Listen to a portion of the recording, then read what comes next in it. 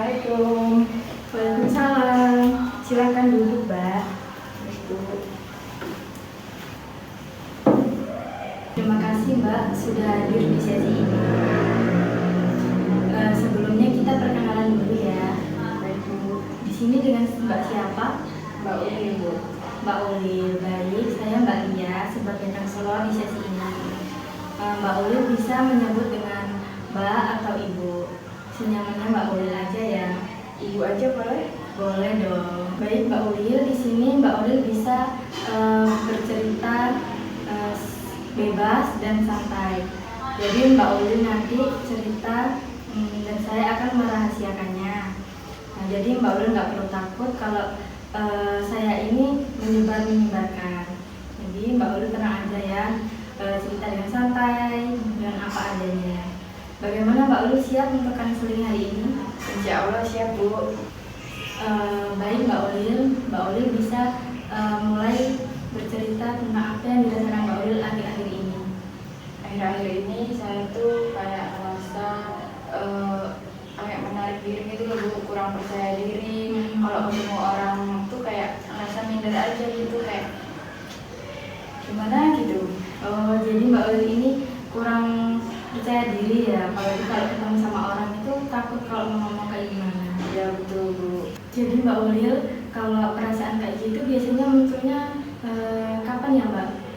Ini, Bu, kalau semisal ya, kalau pas di sekolah gitu, aku disuruh maju buat presentasi, buat ngomong di depan orang banyak, itu tuh kayak gimana ya, grogi gitulah, kayak kurang percaya diri. Terus kalau ketemu orang baru, kalau mau ngomong juga kayak takut salah gitu, Bu. Berarti Mbak Ulil ini kalau di depan kelas presentasi atau ketemu sama orang baru itu susah ya ngomong, kayak takut kayak gitu ya. Iya, Bu. Jadi Mbak Ulil, di sesi ini kita itu pakai pendekatan kognitif behavior terapi atau disebut dengan CBT. Nah, pendekatan ini kita itu belajar tentang memahami perasaan, perilaku dan sikap orang, perasaan kita. Iya, Bu. Nah, biasanya rasa gak percaya diri itu muncul karena ada pikiran-pikiran negatif dari Mbak Ulil sendiri. Nah, nanti kita lihat bersama ya Mbak. Iya, Bu. Baik Mbak Ulil, kira-kira kapan waktu Mbak Ulil ngerasa kayak gitu? Waktu ini sih, Bu, waktu pas presentasi kan itu kan dilihatin sama teman-teman kelas gitu, jadi kayak ngerasa grogi gitu. Kira-kira di kepala Mbak Ulil itu mikirnya kayak gimana? Ini, Bu, yang pertama takut salah, terus yang kedua takut teman-teman tuh mikirnya, ih Ulil ini ya nggak pintar, bodoh gitu. Oh, berarti waktu Mbak Ulil presentasi, terus Mbak Ulil ini mikir kalau teman-teman Mbak Ulil itu mikir saya ini bodoh gitu ya. Jadi Iya, Mbak Ulil merasa nggak percaya diri. Jadi Mbak Ulil pikiran kayak gitu tuh disebut dengan pikiran otomatis negatif. Jadi belum tentu loh teman-teman Mbak Ulil ini berpikirnya kayak gitu. Nah, menurut Mbak Ulil, teman-teman mikirnya kayak gitu nggak? Kalau dipikir-pikir sih kayaknya enggak ya, Bu ya.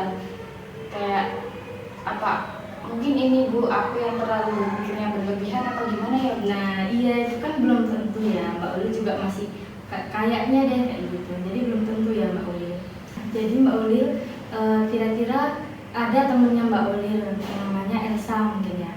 Nah itu dia presentasi tapi nggak begitu lancar. Nah Mbak Ulil apakah mengira Mbak Elsa itu bodoh? Enggak, Bu. Nah nggak begitu juga dibaliknya.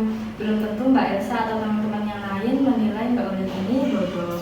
Jadi coba Mbak Ulil berpikir kalau adil nggak sih kalau misalnya Mbak Ulil menganggap orang lain aja tidak bodoh, sedangkan Mbak Ulil menganggap diri Mbak Ulil ini bodoh.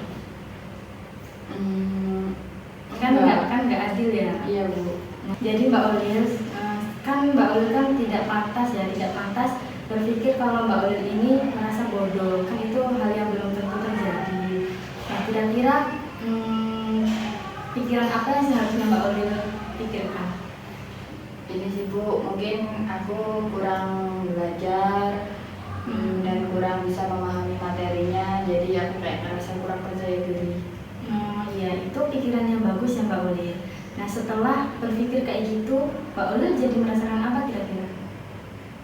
Kayak merasa, oh aku harus belajar nih biar nanti pas presentasi aku lebih percaya diri lagi buat nyampein materi-materinya gitu. Itu pikiran yang bagus ya Mbak Ulil. Jadi Mbak Ulil, tadi kan kita membahas tentang rasa kurang percaya diri ya Mbak Ulil. Mbak Ulil ini menganggap pikirannya Mbak Ulil ini berpikir kalau Mbak Ulil ini dianggap bodoh sama teman-temannya Mbak Ulil. Nah sebenarnya kan pikiran itu belum tentu benar ya Mbak. Terus sekarang Mbak Ulil udah menemukan pikiran pengganti, yaitu mungkin Mbak Ulil kurang belajar. Ya wajar kalau belum sempurna ya Mbak. Nah setelah ada pikiran pengganti itu, Mbak Ulil jadi merasa tenang, lebih semangat, terus nggak cemas, nggak takut, begitu ya Mbak. Iya Bu. Mbak Ulil, terima kasih ya sudah mau terbuka sama saya. Semoga kedepannya Mbak Ulil bisa berpikir positif terus tentang apa yang dipikirkan oleh Mbak Ulil. Iya Bu. Kita lanjutkan sesi berikutnya ya Mbak. Ya Bu, terima kasih ya Bu. Iya, sama-sama. Baik, kalau itu saya pulang dulu ya Bu. Iya.